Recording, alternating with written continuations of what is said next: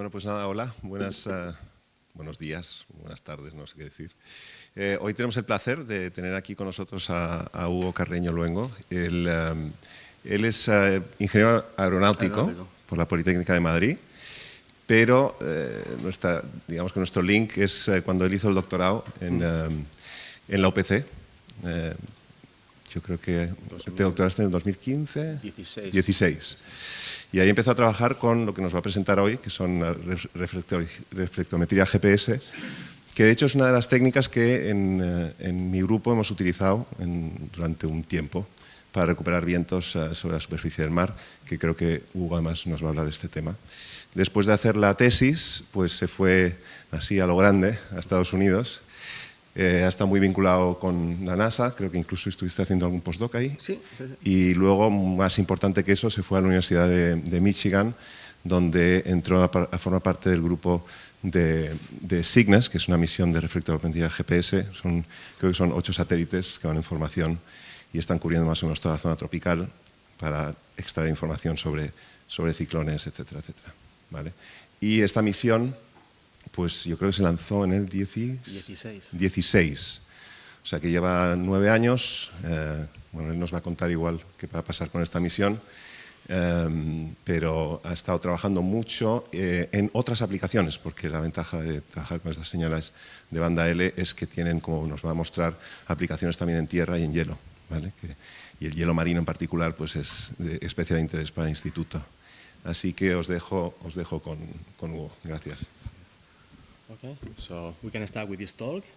The title is Use of GPS Reflected Signals for Earth Science. So let's go to the outline. I will start with a brief overview of the novel Global Navigation Satellite System Reflectometry Earth Remote Sensing technique. You may have to come closer to the Okay. Now better? Yeah.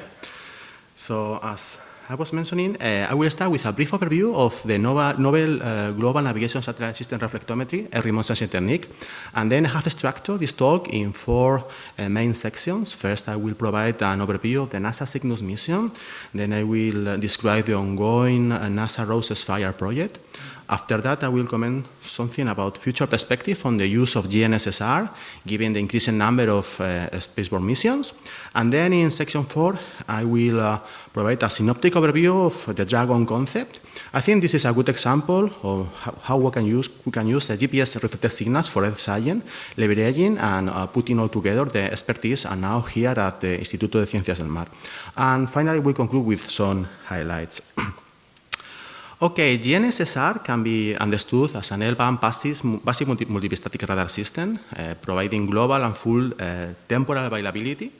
The fundamental observables are the so-called delayed Doppler maps. Within the classical GNSSR scene, the DDNs can be obtained by coherently correlating the reflected signal with a locally generated replica of the transmitted signal after proper compensation of the Doppler shift for a variety of Doppler and delay beams.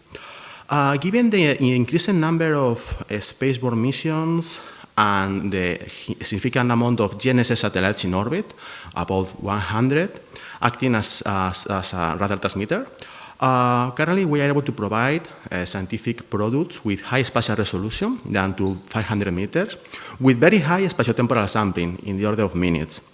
Also, I want to mention that given the signals of opportunity nature of this technique, we are in a good way to provide long-term sustainability for Earth science applications using remote sensing. Okay, so let's start with the first section. As I mentioned, I will provide an overview of the NASA CYGNSS mission. And CYGNSS is the first operational GNSSR mission, but also is the first operational NASA mission using small-sat technology. The original mission objective was to measure ocean surface wind speed in all weather conditions with enough frequency to resolve tropical cyclone rapid identification. The flight segment is composed of 8 small sats in one single orbital plane with low inclination so as to accomplish with the original mission objective. Each of the 8 small spacecraft operates a similar GNSSR payload for the measurement of the GPS reflected signal. After the initial success of the mission over ocean surface, NASA decided to expand the scientific scope also to measurements over land. Here, at the bottom, I have included also a sketch of the mission timeline. The project was approved in 2012, and the constellation was launched into a low Earth orbit in December 2016. Then we entered in scientific phase E in 2017, and currently we are in extended phase E with 7 of the 8 satellites operating nominally. Here I have included a couple of samples of the coverage provided by Cygnus for 1 orbit and for 1 day. Okay, the NASA Project Science Team is responsible for generating and validating and improving the Cygnus data products that are currently available through the NASA PODAC server, including level 1 engineering data products for scattering cross-section of the ocean and land for the incoherent scattering regime, but also reflectivity over land to account for the coherent scattering. We also have, of course, level 2 scientific data products. For ocean wind speed, we have 2 types of products, the fully developed Cs. This is our generic product that can be applied in a generic condition other than a strong storm. When we have strong storm cyclones, and the C state tends to be not fully developed, so we adjusted our retrieval algorithm to generate a new intermediate product, the Jones-Cs limited fetch. Also, the team has generated ocean surface heat fluxes, and of course we have a variety of greater level 3 scientific data products for both the ocean and the land products. And more recently, we have also generated a new wind speed data product, merging both the fully developed and the Jones-Cs, as I will show you in a few slides. Okay, here we can see one sample case of typical 24 hours of the level 3 fully developed Cs. We can see the coverage by Cygnus. And in this slide, which is, I think, very interesting, we can see 3 different images of the 3 different wind speed products that currently we have available. On the left for the fully developed, in the middle for the, the Jones-Cs, and on the right for the new merged wind speed data product. The fully developed Cs data product is provided with a global coverage. On the other hand, the storm-centric Jones-Cs data product is focused on providing wind speed retrievals, focusing on high winds in the cyclone. So to provide global coverage and also to account for the very high winds, we merged both data products, and currently also we have this new data product at the PODAC available for the community. Here, I think also this is nice to complement the previous information. We can see some global coverage samples of wind speed retrieval by Cygnus when focused on some tropical cyclones, Nicholas, Sam, and also Grace, 2 different consecutive days of the Grace hurricane in Central America. So that's something nice. As I already mentioned, after 1-2 years after the mission was launched, NASA decided also to expand the scientific objectives also to applications over land surface, based on how on the previous work and some groups, including myself, we performed with aircraft experiments and ground receivers. So we have developed a soil moisture content product. Here we can see an example of the daily product for 2021. And at the bottom, also we can see an example of the seasonal changes during the same year. The retrieval uncertainty was validated using comparisons with the NASA SMAP global network of surface probes, and we found an overall volume uncertainty around 6%. It is lower, of course, for bare soil, and it is higher in regions such as tropical rainforests because of the effect of the vegetation. Okay, also we have more recently developed a new level 3 data product for freeze-thaw surface state. In this slide, I'm including examples of the duration of the freezing and thawing periods for 2 consecutive seasons over the Tibet Plateau. I think that the freezing and thawing periods are really interesting for science. They determine the flow of soil water. They have a strong impact in vegetation growth and land cover type changes.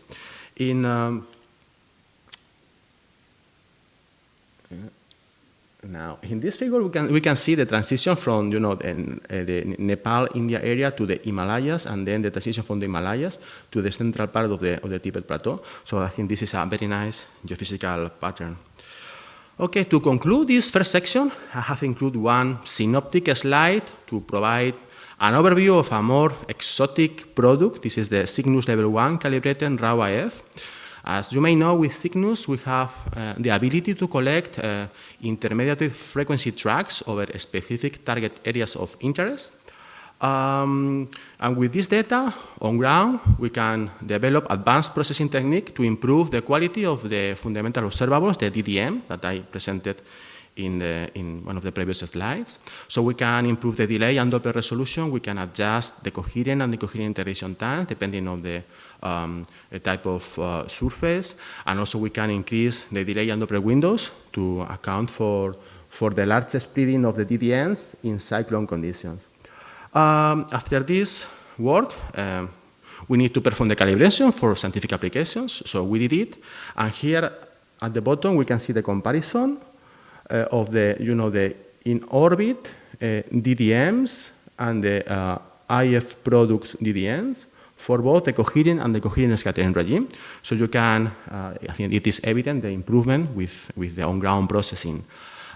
This product is available also through the Postdoc and can be applied for land and for ocean applications. So yeah, it's something very exotic but very interesting.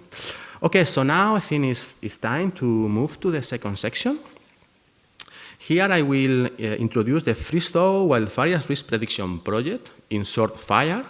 You can see the list of QIs and collaborators and the institutions involved in this project that I'm leading. The main goal of FIRE is to improve early season wildfire risk prediction using freeze-thaw cycle dynamics. The foundational hypothesis is that when the soil thaws, the water in the upper organic layers of the soil percolates down to the lower layers. So there is generating soil drying, surface warming, and higher atmospheric aridity. So thereby, there is an increase in wildfire risk. This is the hypothesis. Let's start with the GNSS freeze-thaw product that we developed in the first step, using GNSS signals acquired through the NASA Small Cell Data Acquisition Program. Here you can see in this figure our product, and on the left, the SMAP 20 kilometers enhanced radiometer product. In these two figures, I'm representing the number of frozen days for one season, 1 year. Overall, there is a good agreement of the geophysical patterns, but also we can observe some significant differences between the region between the Ural Mountains and the UK, the northern Scandinavian countries, Quebec, and the British Columbia. I would like to mention that the official SMAP product uses a complex flagging strategy, including even high-frequency radiometer data and auxiliary information for generating never frozen and never thawed masks, and this could explain some of the differences. On the other hand, I also want to comment that with GNSS L-band signals, we have very good penetration depth through vegetation, also with the snow, especially with dry snow, and of course a much more complete sampling, which is independent of the hour of the day versus the classical SMAP 6 a.m., 6 p.m. overpasses. Indeed, our product is more aligned with latest progress on freeze-thaw retrieval using microwave radiometry without this flagging strategy and applying neural networks. Okay, I would like to complement this previous slide with some more nice plots. Here in this slide, I'm including maps of the seasonal frozen station for the first week of January, April, July, and October, as it is provided by GNSSR and by SMAP. I'm representing these surface extension maps as a function of a variety of auxiliary information data, snow thickness and snow temperature from ERA 5, but also as a function of the so-called freeze intensity. This is a novel GNSSR observable that we have generated in this project to account for the so-called zero core-time conditions, overcoming some of the limitations of the classical binary product. So we are proposing this new observable to improve hydraulical processing understanding. Okay, we have validated this product within a wide variety of ground truth networks in Canada, including test sites in boreal forests, tundra, and prairies. Indeed, here I have included some nice photos for snow monitoring in boreal forest with our webcams. And overall, the precision is about 90%, and with the freeze intensity increase, the precision is around 100%. So this is really good news. Okay, so after generating and validating this product and this comparison with the SMAP project, now we move to the second part of the project.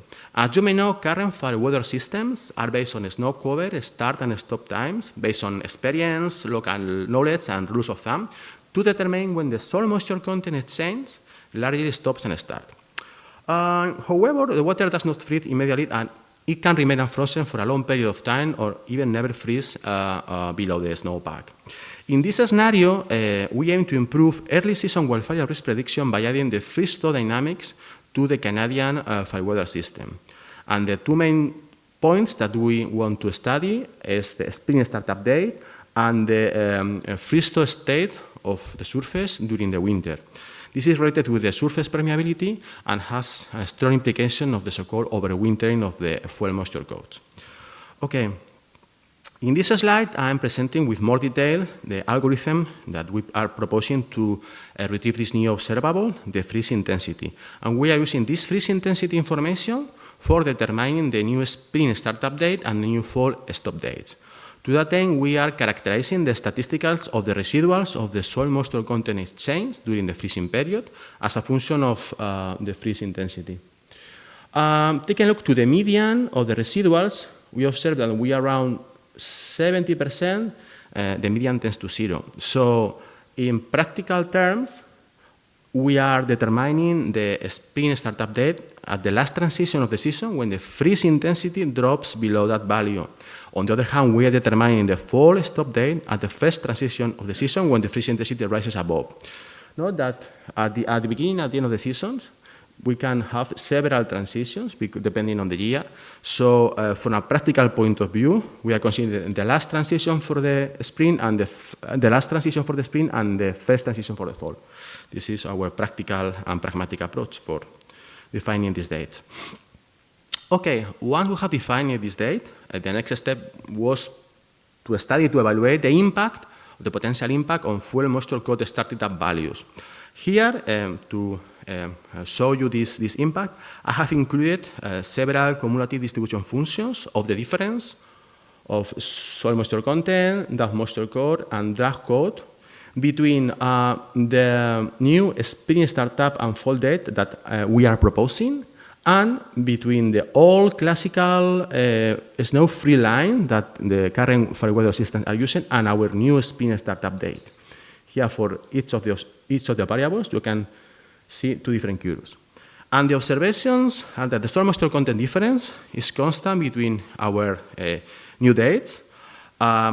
Additionally, in that time period, the depth moisture code that is associated with the upper layer of the soil remain constant in that period because these upper layers of the soil, these organic upper layers of the soil remain constant, remain highly frozen during the freezing season. On the other hand, with the drought code, we observe a different trend.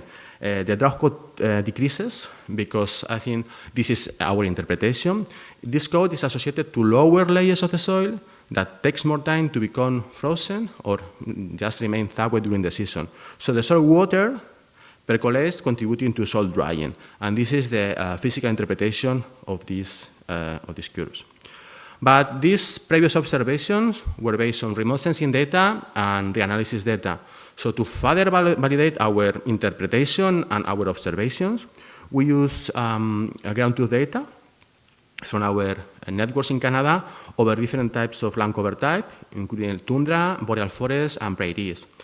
Here I have included 3 different samples, and you can observe the behavior of the soil moisture content that is constant when the surface is highly frozen.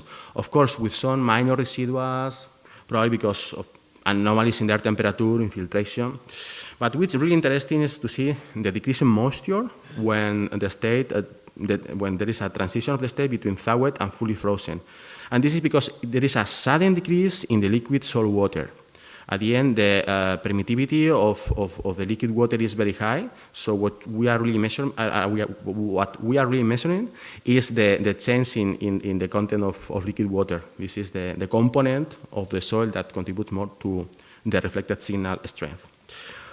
Okay, and just to finally complement this part of the talk, I have included these maps, which include the same information that I included in the CDF, but from a geographical point of view, I think these graphics are much more interesting. At the top, I'm representing, the difference of the variables between our new dates, and at the bottom, I'm representing the difference of the variables between the old-fashioned snow-free date and the spring startup date. And here is what I want to comment, this behavior. It is evident that the selection of the spring startup date between the snow-free and our new proposed startup date has a significant impact on starting fuel moisture code values. There is a high increment of both the draft moisture code and the draft code between these two dates.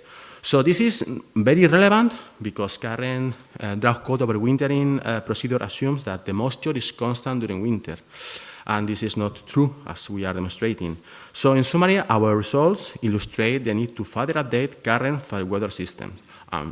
In the framework of this work, we are working with the Canadian that is state of the art, so this is something good for the overall community. Okay, so now I think that we can move to the next scientific question. What is the impact of the spring startup date on wildfire severity? Here in this slide, I'm including the scatter plots of the emission moisture content difference and the mean wildfire severity difference at the start of the season between two consecutive seasons. And these scatter plots are represented as a function in color of different parameters. First, as a function of the difference of the first date of the year that the surface is thawed between these two consecutive seasons, then as a function of the mean draft code difference at the start of the season, and on the right, as a function of the mean air temperature difference at the start of the season between these two seasons. So taking a look to this information, I think that I'm including a lot of information in 3 figures, but I think it's very interesting. Take a look, for example, to this figure. We can observe that the severity increases over areas with earlier spring startup date. And this is because the freeze-thaw cycle acts as a modulator of the severity. We have characterized the geophysical relationship. The physical interpretation of the freeze-thaw cycle acting as a modulator is because early surface thawing triggers salt drying, which leads to increasing of the drag. And this is also connected with the air temperature, which is an important climatic factor. To further understand the impact of the freeze-thaw cycle on water dynamics, in this slide, to complement the previous one, I'm including time series of a variety of surface parameters derived from ERA5. And for the interpretation of these time series, I'm using the freeze-thaw classifications with Cygnus data. And this is because with Cygnus we have longer time series than with high inclination orbit satellites. But I think this information in the Tibet Plateau complements the information that we have available at the moment in the Arctic Boreal Zone. So in the first figure, we can see the time series of the surface runoff. Magenta when the surface is frozen, as provided by Cygnus, and in blue when it's thawed. We can observe, and this is just one example, but I see systematically this over the full Tibet Plateau, the onset of the seasonal thawing control the onset of the surface runoff. Then, if we move to the second figure, where I'm representing time series of the surface runoff, and in this case the color is the snow depth, here we can observe that the onset of the snow melt recharge control the onset of the surface runoff. All this type of information is very interesting also when we could have longer time series in the Arctic Boreal Zone to connect the freeze-thaw cycle with the river runoff and the freshwater discharge to the Arctic Ocean. But of course here in the Tibet Plateau, this is just an interesting exercise. And finally, and this is also very nice and well aligned with our previous observations, in the third figure, where I'm representing the soil moisture time series as a function of the air temperature, we can see that during the thawing period, there is a sudden decrease of the soil moisture content. So soil is drying during the thawing season. in alignment with our previous slides. Okay, so now we can move to a new scientific question. What is the impact of the freeze-thaw cycle on wildfire season length? And this is the answer that we have at the moment. We found a very strong with a Pearson about 0.9.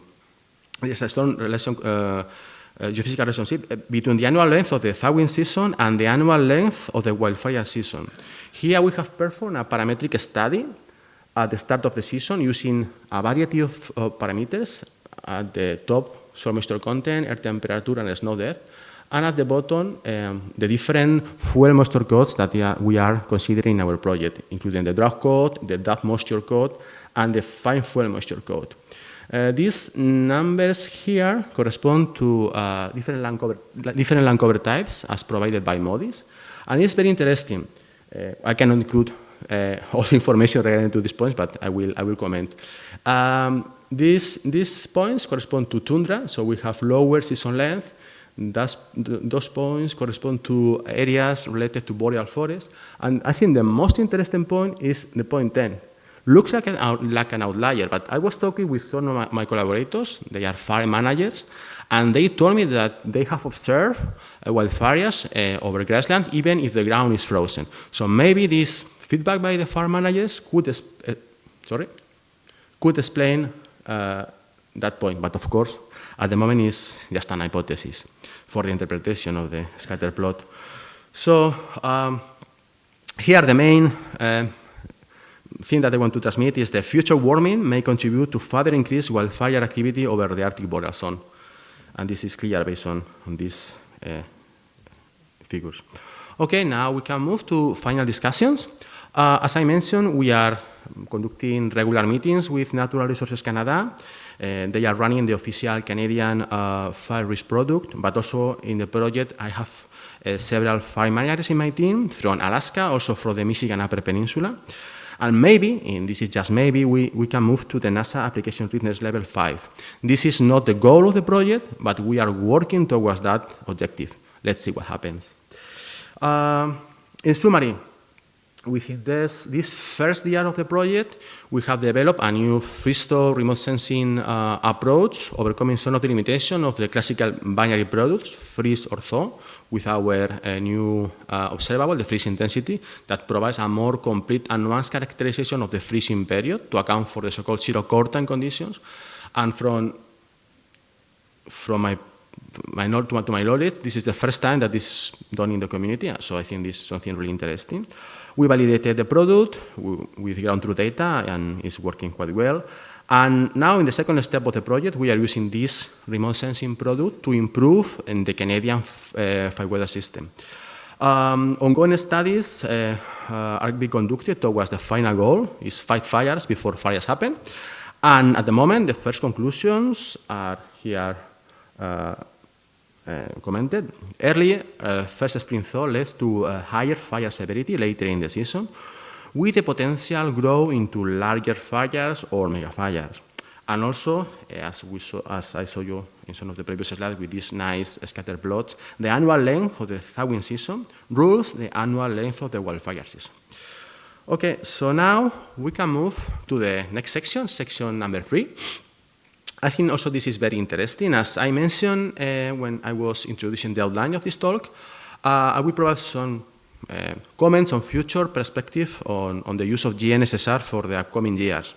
Based on the number of present and future GNSSR missions, we are able to generate an unprecedented amount of information, detailed Doppler maps in this case. On the other hand, more classical remote sensing techniques, such as synthetic aperture radar and microwave radiometry, these missions are more limited because of the required power consumption that is very high, and the size of the instruments and the cost. So based on this, I think that within the next year, the difference between the classical techniques and this new GNSSR technique will keep increasing. But because we don't have just one mission with many satellites, we have different missions, different constellations. The development of a GNSS standard is of high relevance. And for that end, I think that a few years ago, I created a working group within IEEE that I'm leading to develop standardization practices and recommendations for the full community. And the final goal is to reconstruct like a virtual constellation of satellites, or GNSS satellites with different orbits, different instruments, etc., to generate an unprecedented spatiotemporal sampling of the surface. At the moment, we have up to 50 GNSS receivers. Each of these receivers has different channels, so they can collect different tracks at the same time. And we have more than 100 satellite transmitters, so the sampling of the surface, if we are able to perform this intercalibration, would be excellent. And of course, this will have a strong impact to further understand highly dynamic processes over land, over the Arctic system, over the ocean. So I think this is something important, and I'm pushing forward the community. And now in this session, just I want to comment some of the mission. There are many more, but just some of them. So we can start with the Cygnus follow-on missions that are led by government agencies. We have the Triton mission. This is a Taiwanese mission using this big platform. The heritage is from the radio occultations mission that they launched in the past. But I was talking with some of researchers in the group, and I was told that they have plans to keep increasing. They are launching more satellites. Also, the Chinese government, through the Fengyun constellation, they have four satellites using GNSS payloads, and this data is publicly available for the public. Now back to Europe, we are going to launch this fall the GNSS mission. The scientific objectives are sea ice parameter, freeze-thaw, wind speed retrieval. It's very well aligned with the work that we have been doing with Cygnus. Indeed, the payload of GNSS is a follow-on of the Cygnus payload with additional capabilities. For example, the dual polarization that in principle could help to improve sea ice retrieval, sea ice thickness, soil moisture to cancel or mitigate the effect of ruggedness. So a lot of fun from this fall. And also, the private sector is becoming more and more involved with GNSSR. Maybe you know Spire Global because of the significant amount of GNSS radio occultation missions that they have in orbit. I think they are one of the top institutions for radio occultation. But also they are delivering GNSSR data with small CubeSats. At the moment, they have launched 5 CubeSats. More recently, a startup in California, Immune Space, is building a signals of opportunity team. And they are designing and launching very capable satellites with different radio payloads, including dual frequency and dual pole antennas. So they are doing really good work. At the moment, they have launched 3 satellites, but the plans are to launch constellation up to 50 satellites, including more payloads, thermal infrared, etc. And also, they are very interested in the fire activity, so it's a good synergy between different communities. Okay, so now I want probably to start with one of the more interesting sections in this talk. Here I will present the Dragon concept, predicting Arctic biomass burning aerosol emissions. And this is, as I mentioned, a good example of how to use GPS-reflected signals to advance Earth science through leveraging, putting all together the know-how and experience at the Instituto de Ciencias del Mar and my experience with GNSSR to further understand the integrated Arctic system. You know that the cryosphere, the ocean, and the atmosphere are highly coupled. So I think this idea is very interesting. Here I'm showing the overall outline of this concept. The first goal is to establish a new paradigm in Earth observation with high spatiotemporal sampling, and of course, to that end, I'm proposing GNSSR, exploiting all the constellations, all the missions, also using dual polarization. With this respect, I have to mention that there are not so many missions with dual pole, but for example, for surface ruggedness mitigation, we can use information from a small subset of this mission, and then we can extrapolate the corrections to the other missions. Also, of course, as I mentioned, the intercalibration, and this is well connected with the work that I'm doing with IEEE, and potentially to improve the quality of the GNSSR data, data fusion with microwave radiometry. I think that this is very interesting, and the outcome could depend on the type of surface. Maybe for freeze-thaw, GNSS is better, but maybe for CI's monitoring we can improve. Let's see what happens. In the goal number 2, the idea is using this GNSS virtual constellation of satellites for improving the monitoring of essential climate variables, such as freeze-thaw and sea ice concentration, and to quantify the dynamics in the Arctic boreal zone. And then with all of these packages, the final goal of this concept is to evaluate the impact of biomass burning aerosol emissions in the potential warming of the Arctic boreal zone. To that end, I am proposing the development of climatic predictors using machine learning techniques to predict burned area, and also, of course, through the use of advanced modeling schemes. So now I would like to go group by group, comment some of the potential implications in this concept. With the physical and technological oceanography, I think that this group is very well aligned with the first goal. Indeed, I know well this group from some years ago.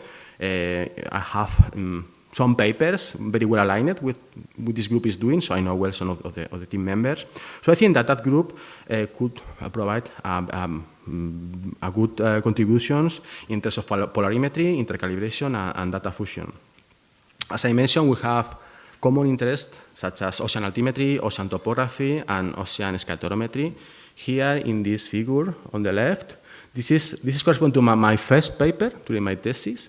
And here we performed, this was an ESA experiment in the Baltic Sea, and the idea was to evaluate the performance of GNSSR for ocean altimetry. So we compare the capabilities of this airborne GNSSR instrument with JSON-2. And with both, we were able to measure the geoid impact. Also, I have been working on development of technology. This is the so-called Picaro instrument. And the idea with this instrument was to take advantage of the higher steep waveforms to improve the precision in ocean altimetry, and also the use of 2 frequencies to somehow improve the accuracy by mitigation the ionosphere effect. Okay, regarding polar oceanography and cryosphere studies, this is evident. The connection is with goal number 2 for sea ice concentration monitoring. This group has a lot of experience with sea ice parameters.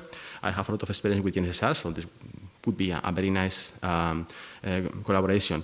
But also, I know that this group will be involved with the upcoming ESA microwave radiometry mission SEMIR. I think it would be nice to also evaluate the data fusion with GNSSR and this mission, taking into account the potential knowledge that we can get from the fusion with SMAP. And also, and this is a nice idea that I have here 2 days ago when I saw Marta's talk about the fresh care, there is a strong connection between the ongoing project FIRE for freeze-thaw and the fresh care starting ground project for freshwater and ocean Arctic. So I think that combining both projects, the outcome of both projects, we can further understand the Arctic system. Next, marine biochemistry, atmosphere and climate. Here the connection is also evident with goal number 3. Overall, I think that the collaboration with this group will be excellent for improving the estimation of biomass burning aerosol emissions. And from a more general point of view, I'm thinking like more in the future, the outcome of Dragon could be also have implications on marine biochemistry. Okay, finally, regarding this section, I will also, of course, comment something about the Barcelona Space Center. Here the connection also is evident to collaborate in file risk maps generation, and also the use and the development of soil moisture content products for the community and for our projects. Okay, so now it's time to conclude this talk. Just 3 main bullets. During almost the last 10 years, I have involved with Cygnus from the very beginning. This mission is, as I mentioned, the first GNSSR mission, the first operational NASA mission using small sat technology. So it was something really novel at that time. The team has provided a significant advance in GNSSR, including methods, application, and technology. And the demonstration is that at the moment there are around 50 follow-on Cygnus satellites That's a lot, and many more missions are coming soon, so I think that CYGNSS did it well. And the final point of this talk is the good fit that I see of using GNSSR here in Instituto de Ciencias del Mar to develop novel microwave ocean remote sensing methods and applications to further understand the Arctic system and to study the ocean cryosphere-atmosphere coupling. So that's all. Thank you.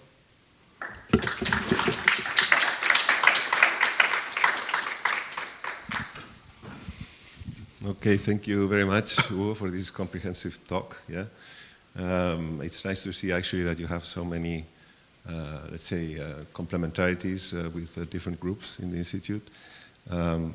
Should we speak in English or? Maybe we can move to Spanish. Vale, yo creo que mejor, sí. Bueno, lo primero es si hay algunas preguntas en la sala. Comentarios, ¿queréis hacer? Marco. No, espera, que esto está en YouTube. Buenas, hola. Yo soy Marco. Hola, Marco. Una pregunta, que el Mediterráneo no lo cubre CYGNSS. El Mediterráneo, muy poquito. ¿Por la tecnología o solo una casualidad? Porque la idea fue centrarse en tropical cyclones, entonces se lanzó en una órbita con baja inclinación, el plano orbital es de baja inclinación y solo se centra en la zona, digamos, 37 grados norte y sur del Ecuador. Entonces cubre algunos tracks que sí que pasan por el Mediterráneo, pero claro, queda fuera del main, del field of view de la antena y la calidad no es realmente buena. La idea es centrarse en una región donde podamos condensar muchas medidas y mejorar la resolución espaciotemporal. Con los CubeSats tampoco, porque son pocos.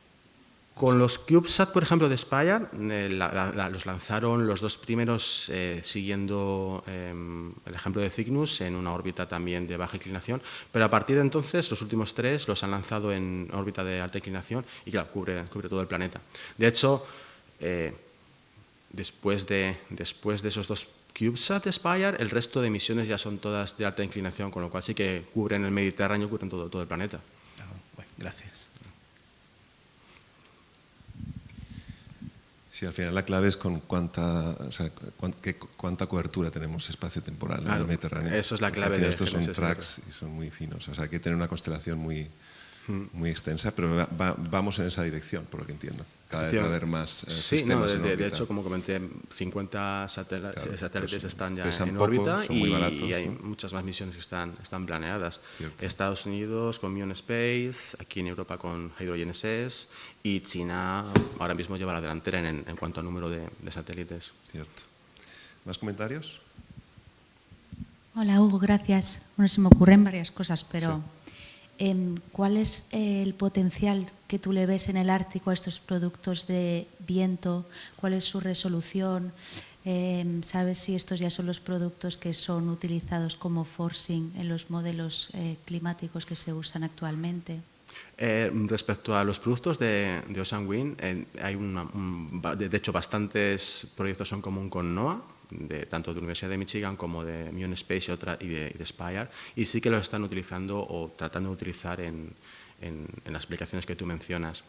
Y la ventaja, por ejemplo, respecto a hielo marino, creo que es muy interesante, tanto en la resolución espacial, que le puedes bajar hasta 500 metros. Si con MODIS tenemos 500 metros, pero durante el invierno y cuando hay nubes no lo podemos utilizar. Y con los productos de OSISAF, creo que la mejor resolución es de no mejor de 5 kilómetros aproximadamente, con lo cual con 500 metros podemos mejorar esto bastante. Además, al ser banda L, por supuesto, conversamos todo el efecto de la capa de nieve y podemos buscar sinergias con SMAP, porque con SMAP sí que es banda L, pero la emisividad del agua marina debajo de la capa de hielo sí que tiene un efecto y bueno, eso se puede compensar con GNSS-R porque el principio físico que utiliza GNSS-R para la detección de hielo marino es diferente. Nosotros estamos más focalizados en ver cómo el hielo marino suprime la rugosidad superficial y cómo afecta eso a los DDMs. Por lo tanto, yo creo que ahí puede haber muchas sinergias con otros productos diferentes. Gracias.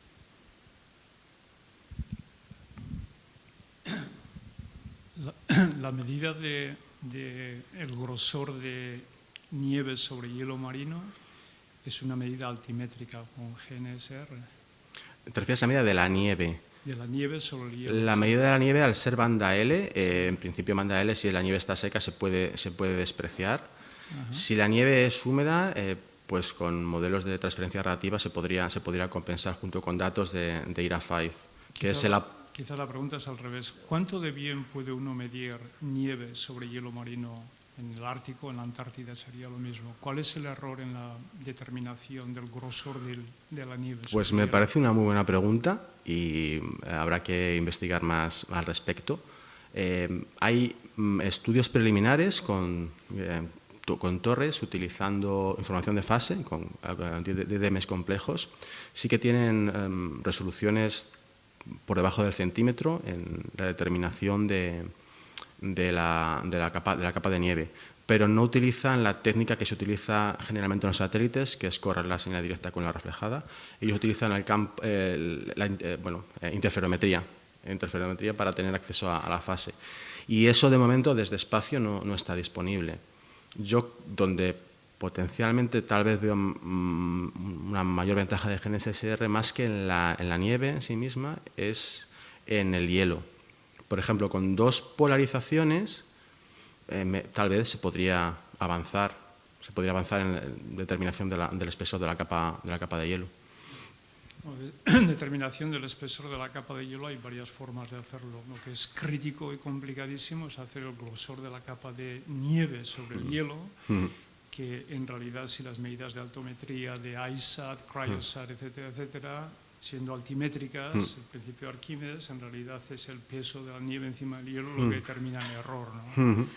La reflexión de GPS banda L sobre nieve, que es húmeda en principio, ¿está claro si se produce en la interfase aire-nieve o es nieve-hielo? Entre medio, y eso va asociado a la pregunta del error, ¿no? Pues ¿Dónde se produce la reflexión? Pues lo tenemos todo. Tenemos surface scattering y también tenemos volume scattering. Volume scattering es muy pequeño, pero el surface scattering sí que tenemos contribución de los cambios entre las varias interfaces. Por eso creo que el uso de las dos polarizaciones nos puede dar información adicional por los diferentes cambios de interfaz. Porque cada una de las dos polarizaciones tiene la reflexión en diferente lugar. Perdón, Esto es porque las dos polarizaciones tienen la reflexión, perdona si me estoy alargando mucho, pero esto es porque la polarización, o sea, dependiendo de la polarización, derechas e izquierdas, sí, la reflexión es en diferente punto. La reflexión es en el mismo punto, pero cuando tienes un cambio de interfaz, probablemente, tal vez, esta es una hipótesis, te cambia la polarización dominante. Entonces, en función del número de interfaces, vas teniendo. Por ejemplo, cuando tienes solo una superficie, te pasa de izquierdas a derechas. Pero si ya tienes varias reflexiones, te va cambiando de izquierdas a derechas. Y entonces, si tienes varias capas, una hipótesis es que te puede ir cambiando. Y, por lo tanto, se puede mejorar el estudio de este fenómeno con las dos polarizaciones. Un problema que tenemos con GNSS respecto al tema de las polarizaciones es el tema de la antena. Por eso ahora se está prestando mucha atención al diseño de mejores antenas con una mejor aislamiento entre los canales para poder observar realmente los cambios de polarización debidos a fenómenos físicos y que no tengan nada que ver con la antena. Pues otra pregunta, sí. En realidad estás hablando, la misión, por cierto, gracias, la charla está muy bien. La misión Cygnus ha estado fantástica a efectos de demostrar una técnica y estás contando que en el futuro inmediato hay del orden de 50, 100 o los que quieras número de satélites o constelaciones que estarán volando, ¿no? Eso está muy bien, pero en realidad el salto cuántico mind-boggling es los satélites de comunicación. Estoy pensando en Starlink, que tiene una frecuencia en realidad muy cercana a banda L también, 1.99 MHz, casi 2 GHz, donde tienes no 100, sino tienes 100.000 satélites de forma global dando vueltas continuamente. Uno puede utilizar técnicas de reflexión, reflectometría, con señales de oportunidad tipo lo que nos viene encima. Sí, de hecho, utilizando... ¿Por qué restringirse a GPS únicamente? ¿O GNSS? Varias preguntas. La primera respuesta es sí. De hecho, se pueden utilizar señales de oportunidad con satélites de comunicaciones. Tradicionalmente se han utilizado satélites que están en órbita geoestacionaria, por lo tanto el sampling de la superficie no es tan bueno como con GNSS-R, que te da cobertura global. Y más recientemente, efectivamente, en la última meeting de GNSS-R, meeting especialista al que atendí en Holanda, hubo una presentación del uso de misiones como Starlink para hacer reflectometría. Y, de hecho, una persona allí presentó resultados preliminares de DTMs simulados y, por lo tanto, en principio sí que se puede utilizar. Y la segunda pregunta es ¿cuál era mejor en comparación entre las dos? ¿Cuál puede ser mejor? ¿O puedes repetir? No, estaba simplemente, que es lo que pensabas tú, uno escucha que va a haber 100 satélites, no sé cuál era la otra parte, pero uno escucha que va a haber 100 satélites haciendo GNSS reflectometría, cuando en realidad tienes 100.000 satélites que van a estar haciendo con una cobertura global a una frecuencia muy similar como señal de oportunidad. Hay estudios preliminares. La idea básica con los satélites en órbita geoestacionaria fue para mejorar la altimetría oceánica, porque tiene una waveform mucho más estrecha, con lo cual el leading edge es mucho más pendiente, y la idea es mejorar altimetría oceánica utilizando estos. Además tienen mayor potencia, con lo cual mejoras la precisión. Así que sí, yo creo que todo es totalmente complementario, GNSS-R con señales de otro tipo de señales de oportunidad, y ya veremos lo que pasa en el futuro. Ya digo que en abril estuve en esta conferencia y había gente de la Agencia Espacial Europea trabajando en estudios preliminares. Bueno, Starlink, los SpaceX ya han encendido ya los beamforming para hacer DTC, Direct to Cell, así que uno pueda tener cobertura, está haciendo ya pruebas en Estados Unidos, ¿no? Y en mitad del océano está en Hawái, está ahora mismo haciendo pruebas también, pero que tenemos encima efectos de interferencias RFI. Sí, de hecho también con GNSS-R me consta que el estudio de los fenómenos de interferencia de RFI está creciendo por el panorama internacional y creo que la financiación para este tipo de estudios también está creciendo, así que probablemente en los próximos años aparecerá más papers sobre esto. Sí. Vamos, que si estoy en tus zapatos, yo creo, y pensando en escribir una RC, creo que estoy pensando en uno puede utilizar señales de oportunidad de telecomunicaciones, que son en realidad los que hacen posible que cosas que me ocurran, ¿no? Estaría pensando quizás el propio siguiente GNSS. Pues lo podría tener en cuenta también. Yo, mi 100% de mi trabajo ha estado en GNSS-R, puro y duro, pero sí, tal vez para una cosa como la IRC, y todavía tengo unos meses, pues sería interesante poder analizar también la incorporación de este otro tipo de señales de oportunidad. Gracias. Espero que Starlink cumpla con los requerimientos de end of life de los satélites, porque si no vamos a tener muchísima basura espacial en el futuro. Y hay una legislación muy clara, pero no está claro que todos la vayan a cumplir, ese es el problema. Pero bueno, ¿alguna pregunta más? Yo igual me gustaría, por curiosidad, añadir otra cosa, y es que he visto, en un momento has mencionado SAR, y como ya sabes, en breve, en unos años se lanzará Roselle, que es el primer SAR de banda L, ¿no? Sí. Me gustaría saber, y de hecho aquí desde el grupo ya estamos implicados en esta tarea, me gustaría saber si ves alguna sinergia entre SAR de banda L y las señales de oportunidad en general. Sí, por supuesto. He mencionado la posibilidad de fusionar datos de GNSS con radiometría de microondas, pero por supuesto también incluir datos de SAR sería muy interesante, no solo de Roselle, pero para generar series climáticas de más larga duración, incluir datos SAR de misiones previas. Y en este caso, al ser en banda L, pues con mucha más fuerza. Muy bien, pues lo dejamos aquí. Muchísimas gracias por todo. Gracias a vosotros.